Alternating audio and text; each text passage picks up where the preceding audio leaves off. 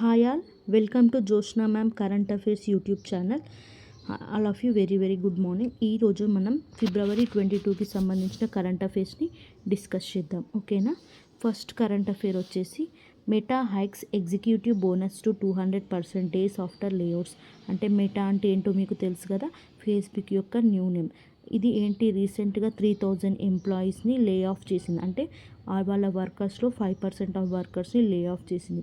దీనికి గాను ఇప్పుడు రీసెంట్గా ఏం అనౌన్స్ చేసిందంటే వాళ్ళ యొక్క హైక్ అనేది 75% నుంచి 200% వరకు రైజ్ చేశారు. బట్ ఇది ఎవరికి వర్తించదంటే మెటా యొక్క సీఈఓ అయిన మార్క్ జూకర్బర్గ్ వారికి ఈ హైక్ అనేది వర్తించదు. నెక్స్ట్ వచ్చేసి ఈపీఎఫ్ఓ అంటే తెలుసు కదా మనందరికీ, ఎంప్లాయీస్ ప్రావిడెంట్ ఫండ్ ఆర్గనైజేషన్. అంటే ఎంప్లాయీస్ యొక్క ఏంటి ఫినాన్షియల్ సపోర్ట్ కోసం ఫ్యూచర్లో వాళ్ళకి ఎలాంటి ఇబ్బంది రాకూడదని స్టోర్ చేసుకోవడానికి ఈ పిఎఫ్ అనేది యూజ్ అవుతుంది కదా.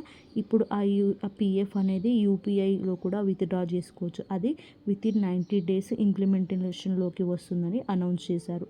దీంట్లో భాగంగా మొత్తం 7.4 బిలియన్ సబ్స్క్రైబర్స్ అని దీనికి బెనిఫిట్ అవుతారు. నెక్స్ట్ వచ్చేసి US department of agriculture animal వాళ్ళు ఏం అనౌన్స్ చేశారంటే వాళ్ళ కంట్రీలో ఒక ఇన్ఫ్లుయెంజా 4 బ్లాక్ ర్యాట్స్కి ఇన్ఫ్లుయెంజా అనే వ్యాధి సోకింది. H5N1 ఏవియన్ ఇన్ఫ్లుయెంజా అనే వ్యాధి సోకింది ఫర్ ద ఫస్ట్ టైం అని అనౌన్స్ చేశారు. ఇది వీళ్ళు ఎంత స్ప్రెడ్ చేసినా కానీ ఇది స్ప్రెడ్ కాలేదట. ఇది ఎక్కడ నుంచి, పౌల్ట్రీ ఫార్మ్స్ నుంచి ఇంకా కొంతమంది హ్యూమన్స్కి కూడా ఈ ఇన్ఫ్లుయెంజా అనేది స్ప్రెడ్ అయిందని రీసెంట్గా వీళ్ళు అనౌన్స్ చేశారు. నెక్స్ట్ వచ్చేసి ఐఐటి కాన్పూర్ వాళ్ళు సోలార్ డీహైడ్రేషన్ టెక్నాలజీని డెవలప్ చేశారు. ఎవరు అంటే రంజిత్ సింగ్ రాజీ శిక్షా కేంద్ర వాళ్ళు ఈ సోలార్ డీహైడ్రేషన్ టెక్నాలజీని డెవలప్ చేశారు. ఎందుకోసం, to reduce post harvest losses. అంటే హార్వెస్టింగ్ జరిగిన తర్వాత కూడా మనకు ఎలాంటి లాసెస్ ఉండకుండా ఉండడానికి, ఇంకా ఫార్మర్స్ యొక్క ఇన్కమ్ని ఇంక్రీజ్ చేయడానికి ఈ సోలార్ డీహైడ్రేషన్ టెక్నాలజీని వీళ్ళు డెవలప్ చేశారు. దీని ద్వారా ఏం చేస్తారు అంటే వాళ్ళు వెజిటేబుల్స్ని, ఫ్రూట్స్ని డ్రై చేసి అవి లేనప్పుడు ఏం చేస్తారంటే వాళ్ళు హయ్యర్ ప్రైజెస్కి అమ్ముకుంటారు అన్నట్టు. అలా చేయడం వల్ల వాళ్ళ ఇన్కమ్ కూడా స్టెబిలిటీ అనేది మెయింటైన్ అవుతుంది.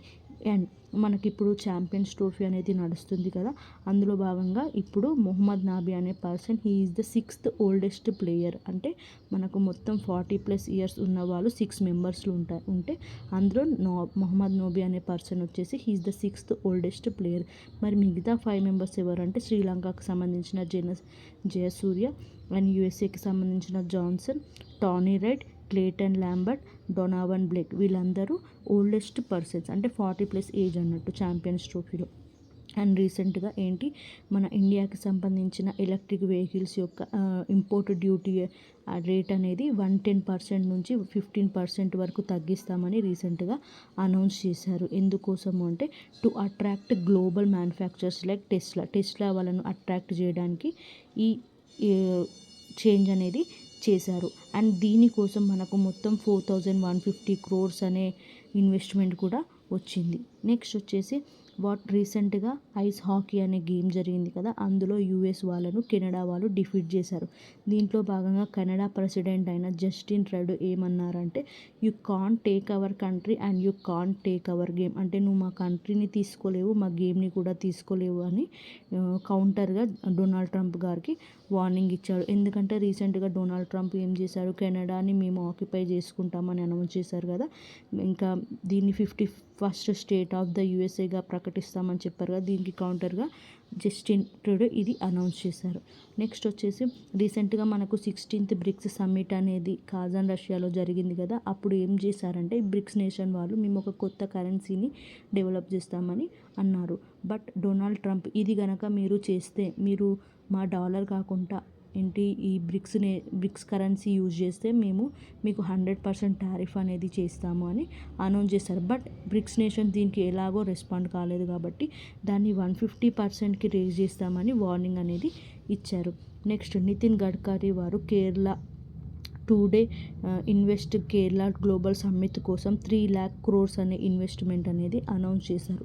ఇందులో మొత్తం 10 lakh crores ఏమో పాలక్కడ్ మల్లాపురం బైపాస్ కోసం, 5 lakhs ఏమో తిరువనంతపురం ఔటర్ రింగ్ రోడ్ కోసం, ఇంకా 6 crores ఏమో అంగమలై బైపాస్ కోసం వీళ్ళు కేటాయిస్తారు. నెక్స్ట్ చైనా వాళ్ళు కొత్త కరోనా వైరస్ని బ్యాట్లో కనుగొన్నారు. ఇది హ్యూమన్స్కి కూడా ఇన్ఫెక్ట్ అయ్యే ఛాన్స్ ఉంది. దాని యొక్క నేమ్ వచ్చేసి ACE2. ఇది COVID-19లో ఉన్న ఎంజైమ్ ఇందులో కూడా ఉంది కాబట్టి వాళ్ళు చెప్తున్నారు. నెక్స్ట్ వచ్చేసి గవర్నమెంట్ వాళ్ళు ఇప్పట్లో ఏంటి చిన్నపిల్లలకు కూడా హార్ట్ స్ట్రోక్ వస్తుంది కదా, దాన్ని ఎరాడికేట్ చేయడానికి గవర్నమెంట్ వాళ్ళు ఏం చేశారంటే బేసిక్ లైఫ్ సపోర్ట్ ట్రైనింగ్ అంటే 9th క్లాస్ నుంచే పిల్లలకు వాళ్ళ యొక్క లైఫ్ని ఎలా కాపాడుకోవాలి అండ్ ఇతరులకు హాని వచ్చినా కూడా వాళ్ళను అక్కడి నుంచి ఎలా సంరక్షించాలనే ట్రైనింగ్ అనేది ఇస్తున్నారు. నెక్స్ట్ వచ్చేసి రీసెంట్గా ల్యాన్సెట్ స్టడీ వాళ్ళు రివీల్ చేశారు ఏంటి సూసైడల్ రేట్స్ అనేవి గ్లోబల్గా ఇంకా ఇండియా వైజ్గా చాలా తగ్గిపోయాయని అనౌన్స్ చేశారు. గ్లోబల్గా సూసైడల్ మోర్టాలిటీ రేట్స్ అనేవి 40% తగ్గాయి. మరి ఇండియా పరంగా 30% డిక్లైన్ అనేది జరిగింది. నెక్స్ట్ వచ్చేసి February 21 రోజు ప్రతి ఇయర్ మనం ఇంటర్నేషనల్ మదర్ టంగ్ డేగా సెలబ్రేట్ చేసుకుంటాం. ఈ ఇయర్ అది 25th యానివర్సరీ కాబట్టి ఇందులో భాగంగా వాళ్ళు ఏం చేస్తారంటే they will promote multilingual education for inclusive societies. Next ఇండియాకి సంబంధించిన స్టూడెంట్ మెమరీ లీగ్ వరల్డ్ ఛాంపియన్షిప్లో విన్ అయ్యాడు. అతని పేరు వచ్చేసి Vishwa Rajakumar. He is a 20-year-old Indian student. He won the memory league world championship. అతను ఏం చేశాడంటే 13.50 సెకండ్స్లో 80 నెంబర్స్ని ఇంకా 8.40 సెకండ్స్లో 30 ఇమేజెస్ని అతను గుర్తుపెట్టుకున్నందుకు గాను ఇతనికి ఈ అవార్డు అనేది వచ్చింది. ఏంటి award? Memory league world championship award అనేది. ఇప్పుడు ఇతనికి ఏ ర్యాంక్ ఉంది అంటే నెంబర్ 1 ర్యాంక్ అనేది వచ్చింది with a score of 5000. Okay, that's all for today students.